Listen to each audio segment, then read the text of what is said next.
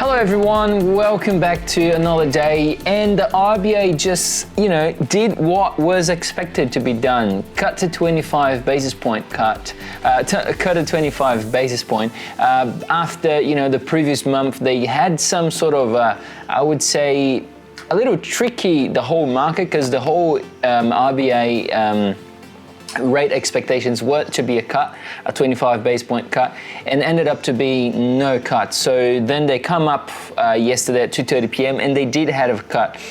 So from previously the rates were at 3.85, now down to 3.6%. So that's pretty great.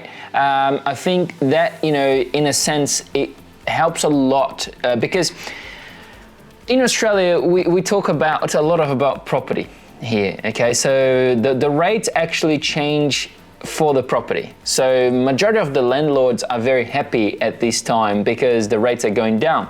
So lots of people are looking to get into the property market back again, if they're not already in.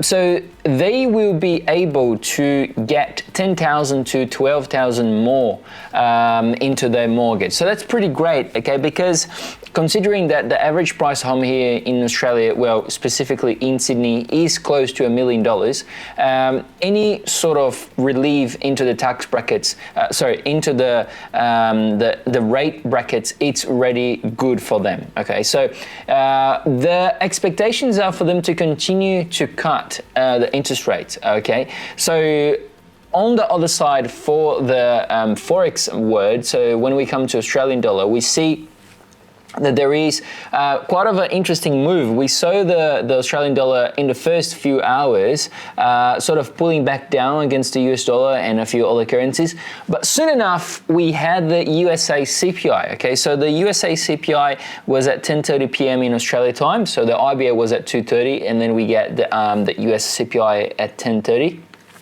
And the CPI came in a bit of a mixed release. So I'm going to try to read that to everyone here and make sense and make sure that it makes sense for everyone. So the core CPI month over month, it came in as expected, 0.3%. The CPI month over month came in as expected.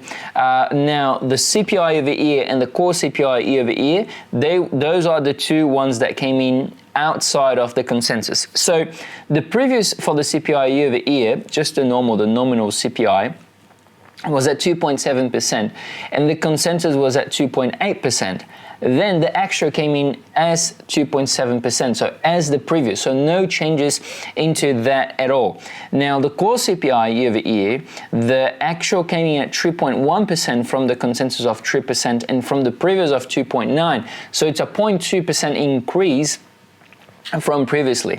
And that's quite interesting because when we look at these numbers, the core CPI month over month and the nominal CPI month over month, both of them came in line with the expectations, but the CPI year over year came much lower than the consensus, but still previous, and the core CPI over year came in a bit higher than the consensus and a bit higher from the previous. It shows to me that that the Fed is literally going to do a cut, and that is already more than 90% priced in, as you can check right here on the CME Fed Watch tool. So based on that, the US dollar, of course, lost a lot of value, close to 1% in a few hours after the release. To be more specific, was 0.73%, okay? So the US dollar now is trading at 98, let me just get the price for you guys. It's trading at 98.077 cents. So $98.77. So that's quite interesting because, from previously we had a very strong, in this beginning of the year, very strong US dollar. And since then we just got a decline, a very, very big decline.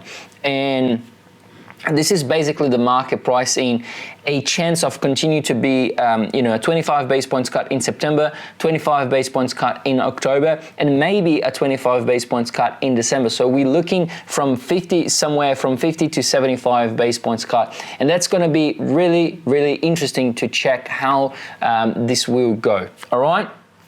Now, that being said, what I reckon it would be a good trade ideas would be such things like Aussie against the US dollar, long, Euro against the US dollar, long, US dollar against the Japanese yen, shorts, okay? Because as I say, the Japanese yen is trying to be that currency that will be a you know, I would say it's waiting for the turn point.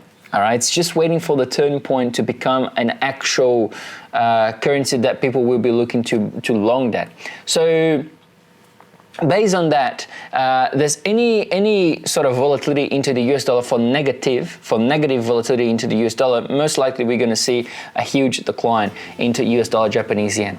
So I hope that makes sense, and I hope I could help you guys understanding a little bit. Tonight, this afternoon, I will be holding the webinar. We'll be holding the webinar from 4 to 5 p.m. I'll be diving a little bit deeper and trying to explain a little bit more about the CPI, but of course, the main area of the webinar will be into having higher reward to low risk setups into the into using sentiment tools. Okay, so come along, join the webinar through the link I'm going to send into the Telegram. So you have to join the Telegram, the link is on the description, and then you're going to join, and then as soon as it hits 4 p.m. I'm going to send you the link for you to join the webinar, and you can click and join for free. Don't forget, subscribe to the channel and give us a thumbs up, and I see you tonight, or I see you in the next video. See you guys, bye bye.